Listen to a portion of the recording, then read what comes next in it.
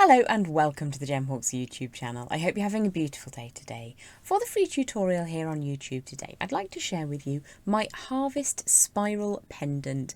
Now it's a hammered frame set with some, in this instance, beautiful Carnelian beads. Now you could keep that the same size or indeed size it down and go for earrings, but I really love this as a spiral pendant. It's full of energy and obviously you can use whatever beads that you like, but I think Carnelian is a gorgeous match for this time of year. Let's head down to the board, we'll take a closer look and then we'll make one together.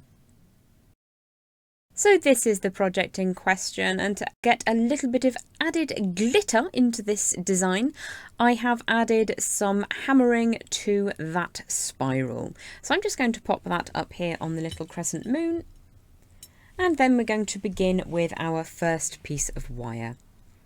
This is 1.25mm gauge, or equivalent to 16 gauge, and this is a 6-inch length. I'm going to use a round form which is suitable for this length of wire, which is 22 or so millimetres, 0.87 of an inch. So something that is like a small nail varnish bottle round, or the lid of a lotion pot, something along those lines, should be just about the right size.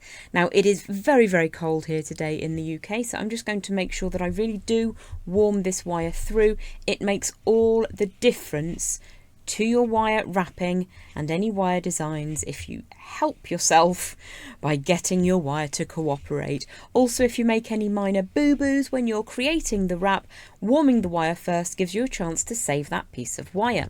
So that's now a little bit smoother, a little bit warmer, and I'm going to start by just wrapping that around in a great big spiral. So just keep going all the way around, don't cross the wires over, doesn't matter if it opens out a bit, we're not looking to wrap it in this as its final form. So you could just tap those end pieces down, but I'm going to spiral them anyway, so it doesn't really matter. The main thing is you've got basically 2 turns of wire on your chosen form. So if you choose to size this up, we're looking for just a little over 2 full rotations of wire. The next tool we're going to use will be your round nose pliers. In this instance, I'm going to use my memory wire finishing pliers just because they're really, really handy. And what we're going to do is we're going to start with one of the ends. Now do just take a moment to make sure that they're both flush cut because we're not going to be trimming any away. They both look reasonable. That one's a little bit ragged, so I'm just going to take a second to take that very end section off. Mind your fingertips.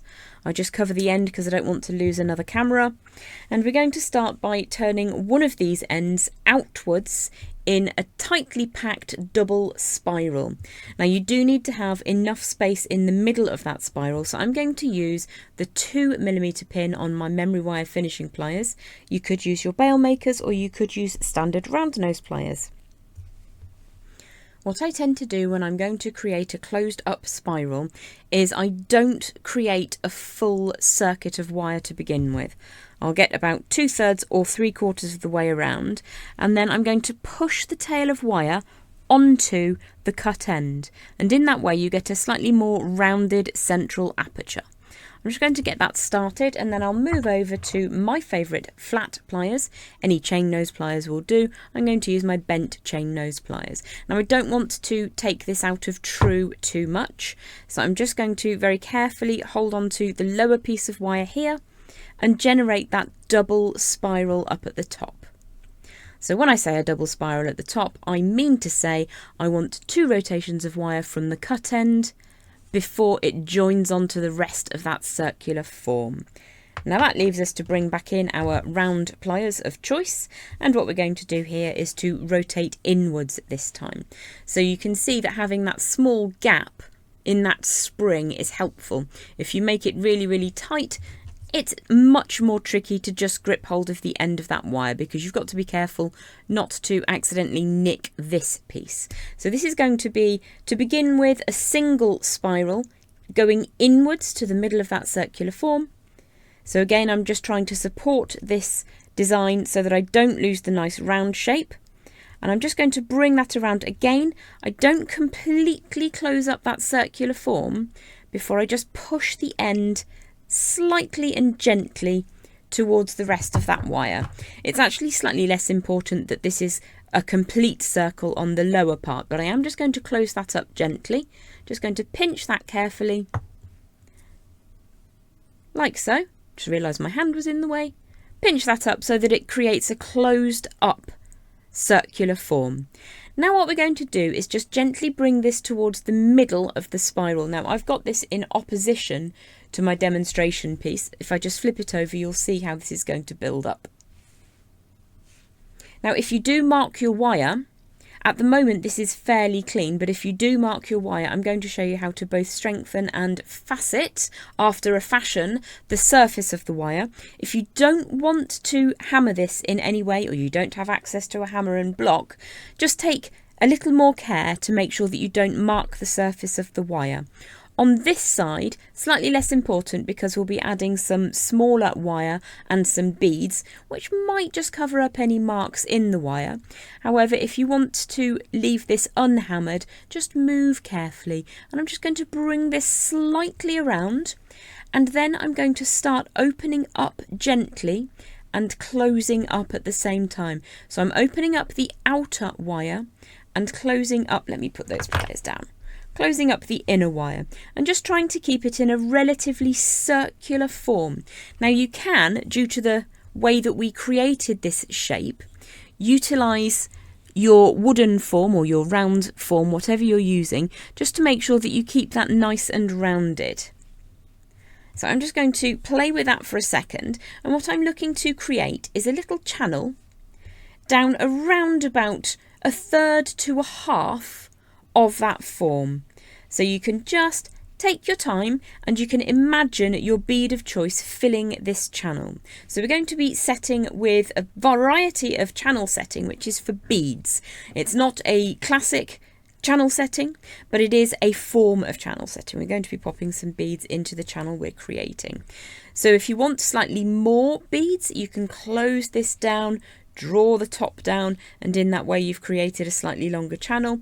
I'm actually quite happy with that. I might just go for however many beads fit in this part. So do take your time, just make sure that you're really happy with the form. Grab hold of one of your beads and pop it in, and make sure that it fits between those two passes of wire. There can be a little bit of space because we're going to draw them slightly together, but if they're too close together, then the beads will sit on top and it won't quite have the same flow to it. So I'm going to show you now how you can, once you've decided that that's the exact form you want to use, I'll show you how you can hammer that flat and also how you can apply some surface effects to it. So when you're hammering a form that's got two open ends, they're not connected in any way, you will need to protect that from moving too much. What the wire will want to do is kind of spread out and you'll lose the shape. So the first thing I'm going to do is get a good solid start point by hammering the double spiral up at the top. And in order to stop the rest of the thing from moving around, you can tape it down, or you can hammer whilst pushing down with your hand. Please be careful of your fingers. I whacked mine the other day. Even after 14 or 15 years of using a hammer, I still manage to smash myself in the finger sometimes. What can start to happen at this point is that you get a little more of a gap up at the top than you want. That's actually stayed fairly well today. So all I'm going to do now is to just go segment by segment and support the parts that might move. So if I press down like so, I can control one open end, I can control the other open end, but also I can get some strengthening put into both of these passes of wire. If you do both of these at the same time, you're less likely to have the whole thing kind of open up.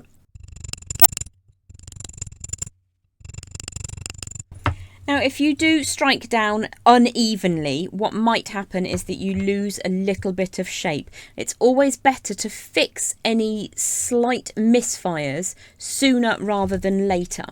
So I just noticed that there's a little bit of deviation on that inner line there. So I've used my pliers in the opposite orientation and just fix that before I continue hammering.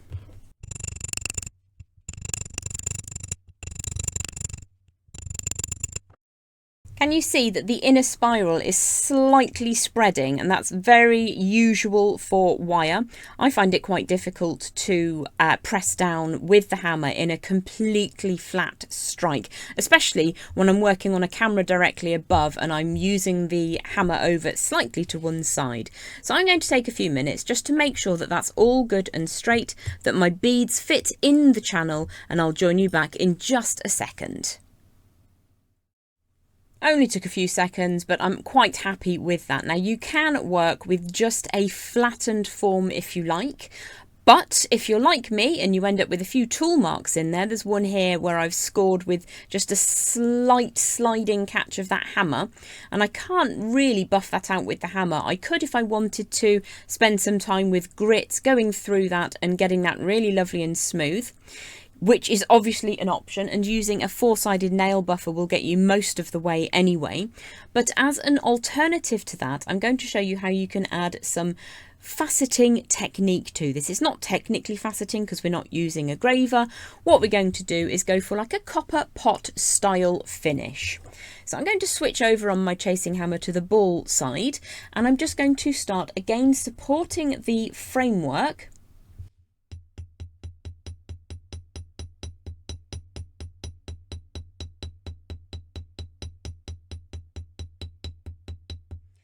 Slightly softer, but just adding in some details, and I'll show you that when I've completely finished it, but it really doesn't take long, and I'm going to do that on both sides.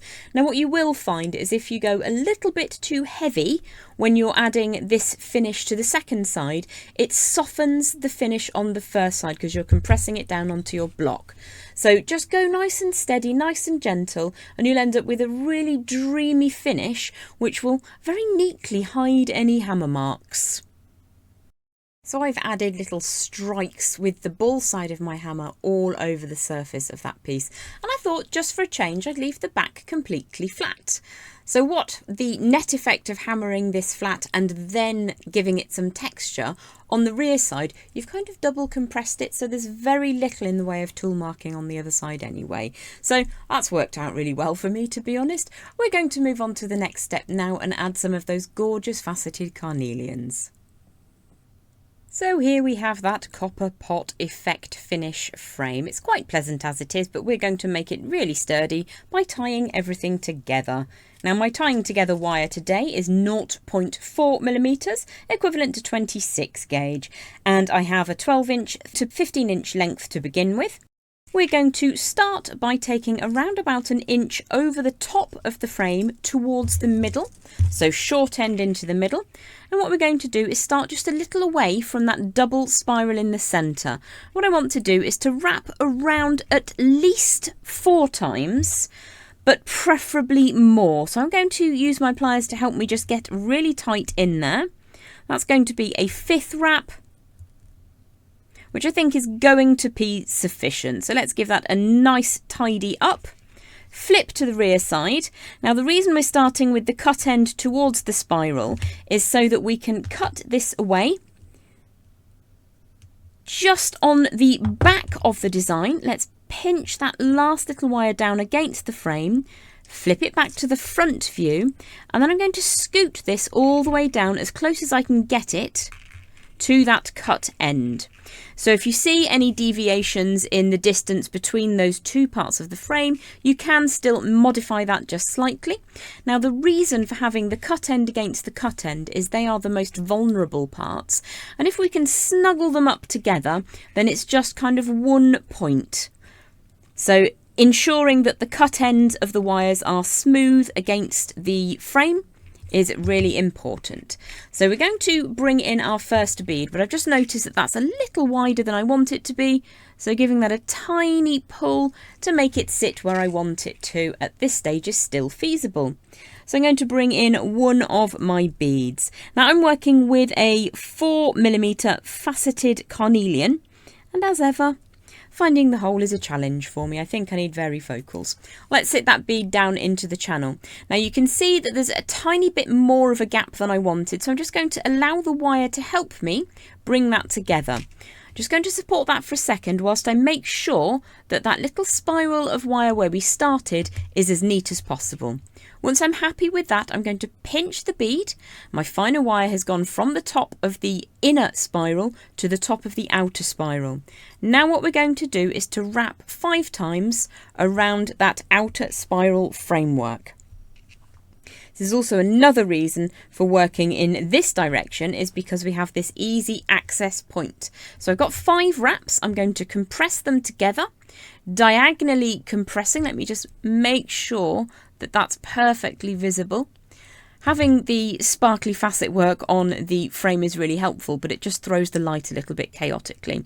So make sure that those are nice and neat and tidy, and then we'll bring this up the rear of the design. So the fine wire travels from the underside of the outer spiral to the underside of the inner spiral.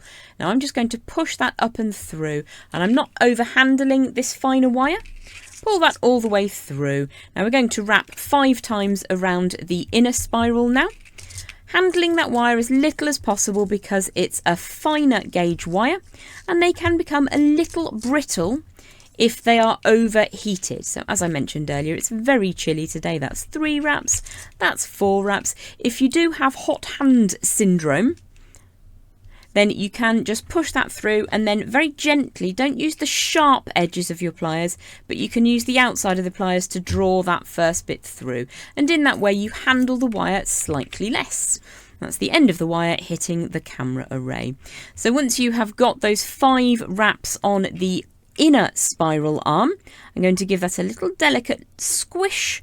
Compress again diagonally to make sure that that's nice and neat and tidy. Now for the Autumn Harvest Spiral, I'm going to be using orange and red gems like this Carnelian, but during the rest of the year you can obviously change up whatever colour beads you like, will be absolutely wonderful. So what you could do for the rest of the year is go for your Chakra colours or your rainbow colours, because you can get around 7 beads into a design like this. I think the Carnelians are about a 4mm bead, so they're slightly larger, but a 3 or 4mm bead of your choice will be perfect. So all we're going to do is repeat the exact same process. Load a bead from the top to the top, wrap 5 times, travel underneath, wrap 5 times, load on a bead, and I'll meet you when I get back up to the top of this design. So in this instance, I've managed to get 7 beads in there. They're slightly spaced apart, but they're evenly spaced apart. So once we get up towards the top, we're just going to slightly open up that double spiral at the top and finish off with at least 5 wraps to match in with the number of wraps you've got between each bead. So I've got 4 there. Let's see if we can squeeze a 5th one in. Just slide that across the back. You might need to just give it a bit of a wiggle. And then once that sits in position, compress that little spiral up. Let's make sure that's all visible. Flip over to the rear side and we're just going to trim away as close as we can to the back of the design. Let's get that little bit of wire out the way. Make sure that that sits down against that little hammered frame and give it a squish, being mindful of your bead. So let's just close up that spiral. I'm going to cover that bead with my nail. Close up that spiral just by compressing on opposite diagonal ends. Give it a squish down. Another thing you can do is just make sure that each of those are lovely and softly pressed, and that will keep them in position. If you do need to close that spiral back up, it's very easy to do so. And there is your finished Harvest Spiral Pendant. Now, if you'd like to stick around in a moment, I'm going to show you how you can add a bail to this design. As it is, the Harvest Spiral is complete. You can simply thread that onto a piece of threading material. You can even get a fine chain through there and then add a clasp on the end. But I have a favour to ask of you. Now, in order for this channel to continue producing free content, it's really helpful if you can help me out with a couple of free things. Adding a subscription to the channel does indeed help me to be shown to more potential people who will enjoy the wire work tutorials, as does liking the videos that I bring to you and leaving a comment. You're always welcome to offer feedback or send me requests for new tutorials. Hyping a video within the first 7 days that it is launched is also really helpful, and it costs you nothing, and you can do that 3 times in the first 7 days. Beyond that, I have a Buy Me a Coffee page, and I also have memberships starting at just $2.99 a month, and each of those levels of membership come with a different perk. If you want to find out how to add a simple bail, I'm going to show you that now. I have a 1.25mm wire, 16 gauge, and it's approximately 6 inches in length. So we're going to use a box jointed plier to create a little U shape in the middle.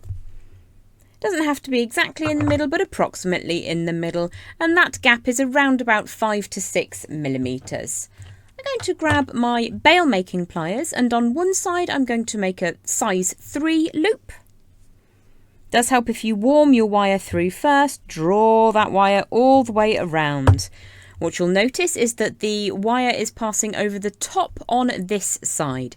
So if I turn this around, what I'm going to do is use the number 4 on my bail makers now to create another loop, but this time I want the wire to pass underneath that core. Centralise both of those circular forms onto that little section. If you need to take a second to just refine those gaps, then please do so. And I'm just going to firm up both of those loops. I'm going to use the slightly larger round form as the bail through which I can put my chain, and the slightly smaller one I'm going to pop into the top of my Harvest Spiral Pendant. So slide that into position. You might need to just open it up a little bit. And then what we're going to do is to wrap that loop about 3 times around the core. Now it does help if you warm the wire through. And let's just bring that around as neatly and tidily as you can. Now this is quite a heavy wire, but it does work with the aesthetic that we have worked with on this particular piece. If you're just generating this as an addition, then it's absolutely fine to use a 1mm or 18 gauge wire. Tighten those little rotations of wire up. So we've got 3 wraps to begin with. I'm just going to bring that over the top just a little bit more. And take a look. So this is the rear side of the pendant, that's the front side of the pendant. So you'll need to just straighten up your loops. Let's pop that over to the side. I'm going to wrap the top loop now to meet the wraps coming from the underside. So just push that wire out of the way. Push the wire all the way around. And we're looking to get those 2 little spirals to meet in the middle, or nearly meet as the case might be. Let's just pop that out of the way for a second. Tighten those up, and again, heavier wires will take a little more effort. So this is the front of the design, and what we'll want to have is these 2 wires meeting on the rear side. So what I think I'm going to do is just see if I can get another turn of wire through. I definitely can do with this piece, so I'm going to take that across to the back and then close that up so that as we look at the pendant from the front, we've got some really nice tight links, nice tight wraps of wire. That's just twisted slightly, so I'm just going to tighten that up and close these 2 together on the front. Let's just fold them so that they are almost facing to the rear of the design. So again, checking this is the front of your design. Let's look to the rear. Now we've got the 2 wires coming away in opposing directions. So at this point, we're going to trim the wire on either side.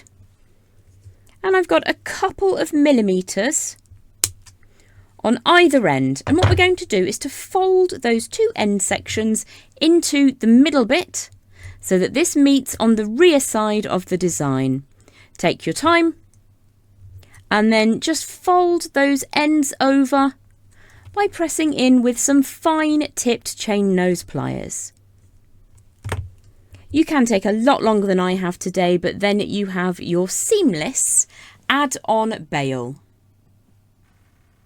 I hope that you've enjoyed the Harvest Spiral Pendant design with me today, along with that little bonus bail technique. Thanks so much for watching. Don't forget to hype the video if you're enjoying the content, and I'll see you very soon. Bye for now.